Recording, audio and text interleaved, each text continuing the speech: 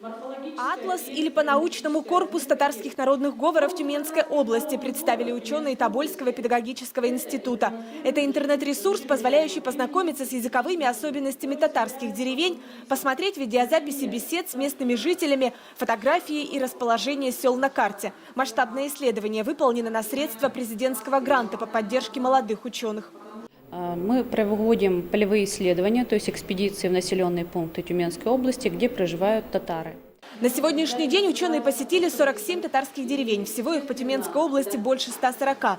Цель – побывать везде. Но уже сейчас можно увидеть, как одно и то же слово употребляется в разных деревнях. Интернет-ресурс собрал ценный для ученых материал по языку, этнографии и истории татар, проживающих в Сибири. Главное, я думаю, в этом проекте то, чтобы показать особенность сибирско-татарского языка, аутентичность именно нашего сибирско-татарского языка. Интернет-ресурс прост в использовании и рассчитан на самую широкую аудиторию, в том числе и на школьников, изучающих татарский язык.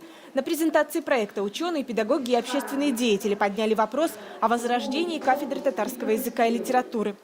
И ваш труд неоценим для истории. И хотелось бы, чтобы все собранные материалы не только остались как архивные материалы фондов наших, а именно пользовались сегодня и не теряясь на кафедре.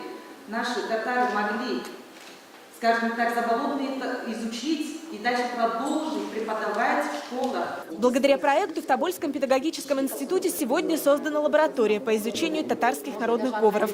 Научный проект получил финансирование 600 тысяч рублей на второй год исследований. Дату запуска проекта «Корпус татарских народных говоров» Тюменской области исследователи пока не называют. Впереди у ученых Тобольского педагогического института целое лето этнографических экспедиций в населенные пункты региона. София Хайруллина, Рамиль Нигматуллин, ТНВ, Тобольск.